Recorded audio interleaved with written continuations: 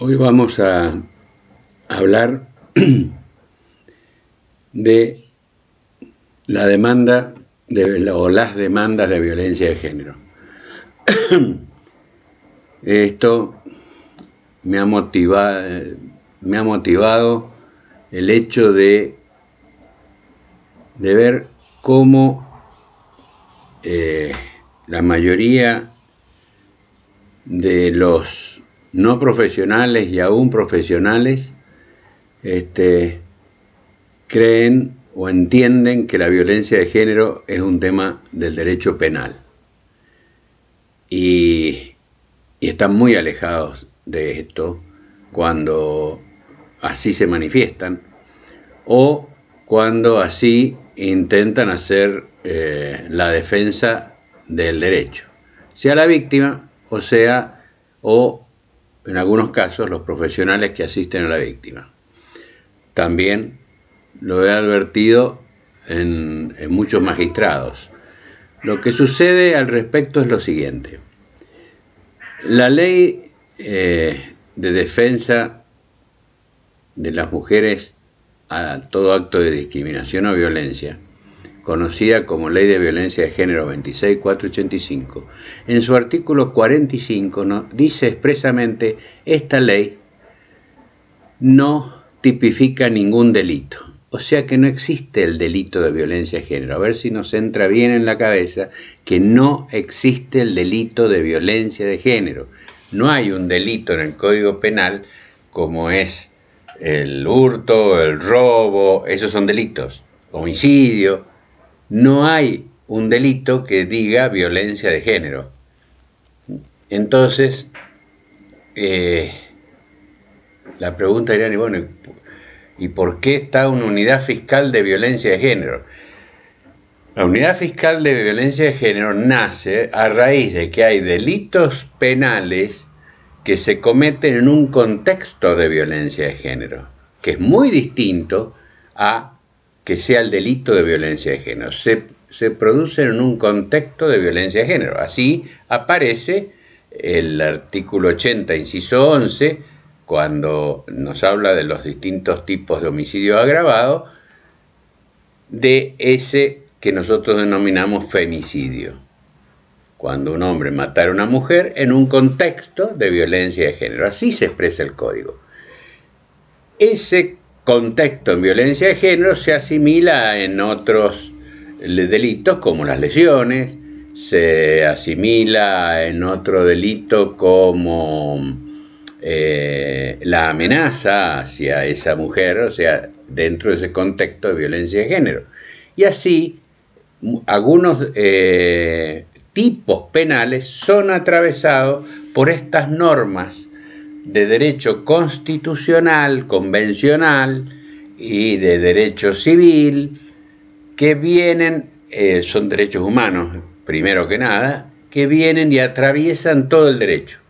Cuando decimos que atraviesa todo el derecho, atraviesa el derecho penal, el laboral, el civil, el administrativo.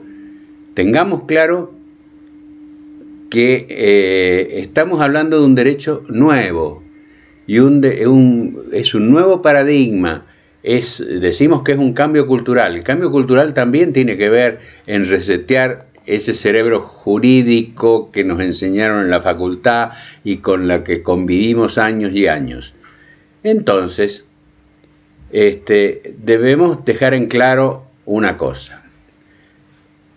El acoso sexual ¿es un delito en el Código Penal? No es un delito en el Código Penal. Entonces, ante un acoso sexual no hay que ir a la justicia penal.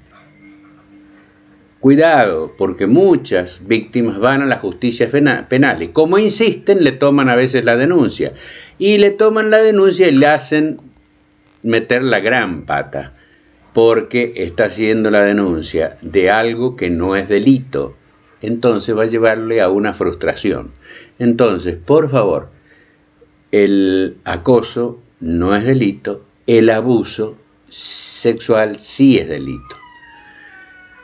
Entonces, eso es en el área penal. Entonces, decir, pero la violencia de género, entonces, cuando habla de los tipos y modalidades, habla de tipos y modalidades de violencia,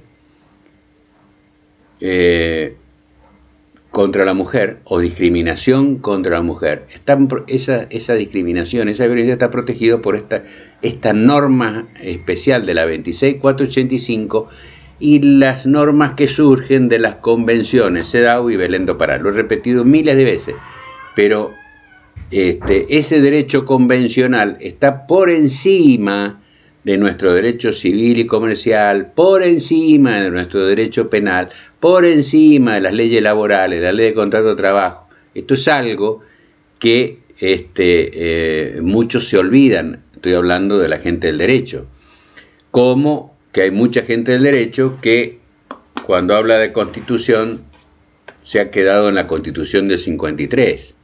Es como aquellos que hablan del Código Civil y se quedaron en el Código de Vélez Sarsfield. Código Civil hoy es Código Civil y Comercial de la Nación. Ha cambiado mucho de lo que era el Código Civil de Vélez Sarsfield. Igual la Constitución del 94. Argentina se dio una nueva Constitución en el año 94. Una nueva Constitución, entendamos, una nueva Constitución. Hay que estudiar esa Constitución, hay que estudiar todas las convenciones internacionales que se incorporaron y se han ido incorporando en esa Constitución, porque son normas superiores. Y esas son las normas que rigen la materia de violencia de género. Esas son. Es muy común que nuestros magistrados, cuando hablan de las normas comunes, se habla de las normas comunes en la materia, que así se expresa, si mal no recuerdo, el artículo 35 de la ley 26485, cuando habla de la reparación, que la reparación se hace por materia civil, las normas que rigen la materia arrancan de esas normas convencionales para abajo. Pero no, nuestros magistrados subvierten el orden y ponderan las normas del Código Civil y obviamente cambia todo, cambia el sistema de prueba, cambia las presunciones, entonces terminan juzgando sin perspectiva de género. Ahora bien, para usted, que a lo mejor ha sido víctima, es víctima y que del derecho no tiene por qué saber, le digo algo. Si usted fue víctima de un acto de los tipos y modalidades que están en la ley, que no son taxativos, o sea, no son únicamente esos, pueden ampliarse a muchos más, porque de las convenciones salen muchos derechos que se protegen. Si usted fue víctima de ese daño, no haga caso a aquel que le diga que está prescripto en su derecho, que no puede accionar porque pasaron tantos o cuantos años. Cuidado porque les pueden hacer cometer un error, el cual es no ejercer el derecho. Si el daño es continuado, o sea, si usted todavía el daño se persiste en usted, eso nos lo dirá un psicólogo, un psiquiatra, para ver si eso todavía le genera una perturbación, o sea, para hacer un ejemplo más crudo y violento de esto, un abuso sexual con acceso carnal en la edad que sea, deja una huella para toda la vida, no una huella de 2 años, de 3 años y que prescriba, no, es toda la vida. Entonces, cuando el daño es continuado, el derecho no prescribe. Entonces, muy importante tener eso en cuenta. Entonces, consulte, busque, si tiene que caminar, por decir caminar para consultar, hasta encontrar el profesional que entienda la materia. Esto es igual que la medicina. A usted le duele el pecho, puede ser el corazón, pueden ser gases, pueden ser un montón de cosas. Usted tiene que encontrar al especialista. Y el especialista que le va a decir qué es y la va a tratar. Ahora, ¿qué hacer si usted ha sido dañada? Normalmente se piensa en la justicia penal. No, la justicia que mejor opera en esto es la justicia civil. Y la misma ley dice que usted tiene derecho a reclamar el daño moral que se le ha ocasionado. ¿Por qué esa es la reparación?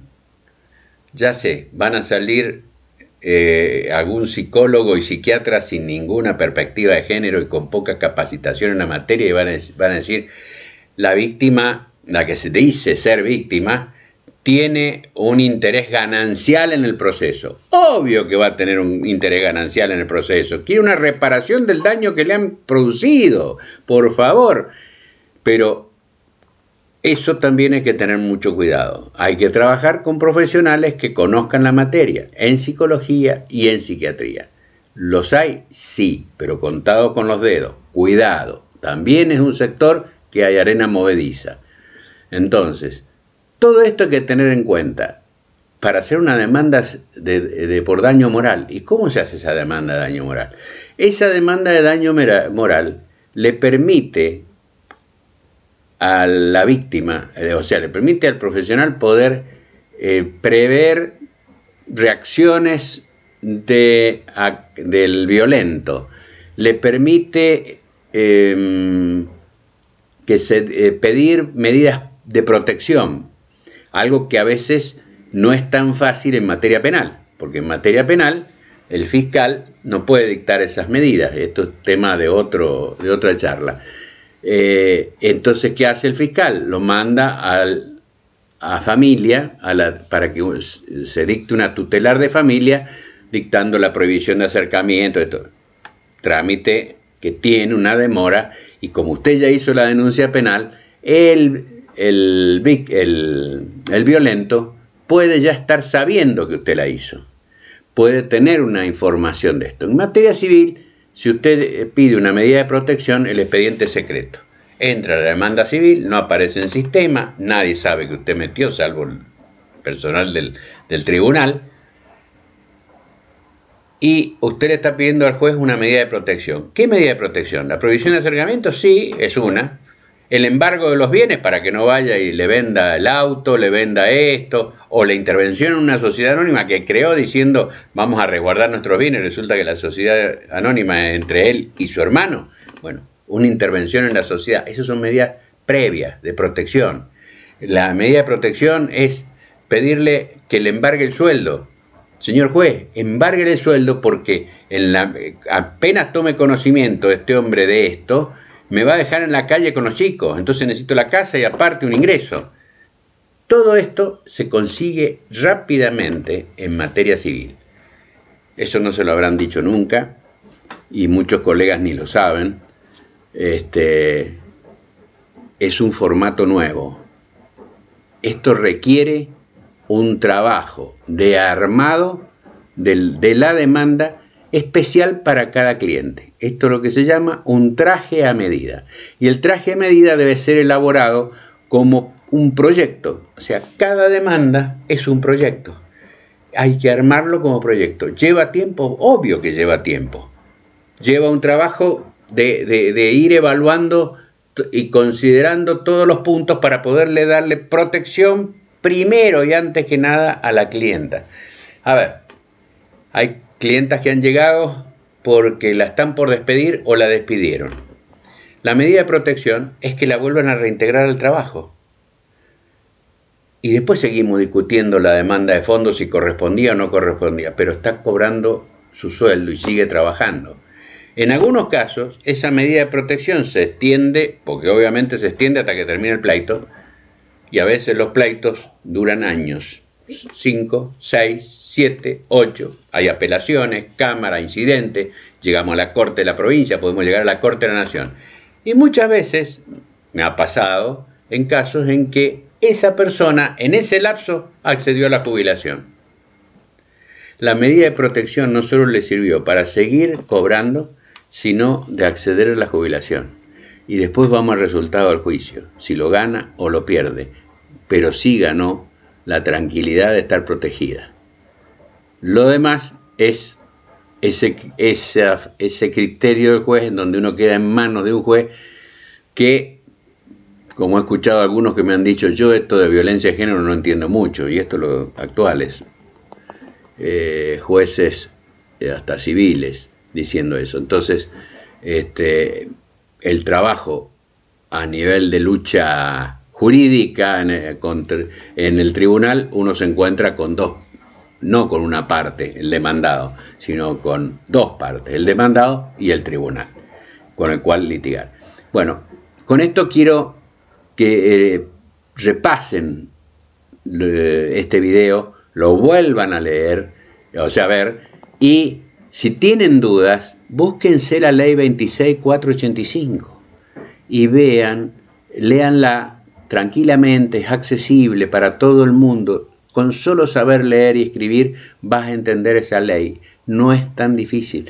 Obviamente que tiene algunas palabras técnicas, pero el discurso de la ley, como el discurso de las convenciones, es un discurso que está pensado para que llegue a las víctimas, a cualquier víctima, y que cualquier víctima pueda defenderse por sí sola. ¿Lo puede hacer? Sí, porque también la ley dice que hasta que el Estado no le brinde profesionales que la asistan, puede defenderse sola. Y le van a tener que dar acceso a la justicia a las mujeres que quieran defenderse solas. Es otro problema. Todavía no es tan fácil. Todavía faltan muchas cosas por hacer. Pero esto es importante que se sepa. Violencia de género no es una cuestión penal. Violencia de género se resuelve con las convenciones internacionales y la Ley Nacional de Orden Público, que está por encima de toda norma de familia, de toda norma civil, comercial, laboral, administrativa. Esto ténganlo muy en claro, que no le metan un protocolo por encima de una ley, porque el protocolo es por debajo de una ley. Que no le metan una ordenanza, que no le metan una ley provincial por encima de esta ley. Por favor. Eso se llama orden de prelación de las leyes, es un término técnico. Pero ¿qué significa concretamente? Que en la cúspide tenemos la Constitución y las convenciones internacionales. Y la convención que tenemos es la del 94, no la del 93, por la cual han sido formadas la mayoría de los magistrados y profesionales del foro. Así que creo que con esto es un aporte más en tiempo de pandemia, que todavía seguimos, como recuerdo el video que hicimos y compartimos en el mes de marzo, dijimos que hasta agosto, octubre íbamos a seguir con la cuarentena y bueno, está cumpliendo la predicción. Todos quisiéramos que no fuera así, pero es así. A cuidarse, por favor. Gracias.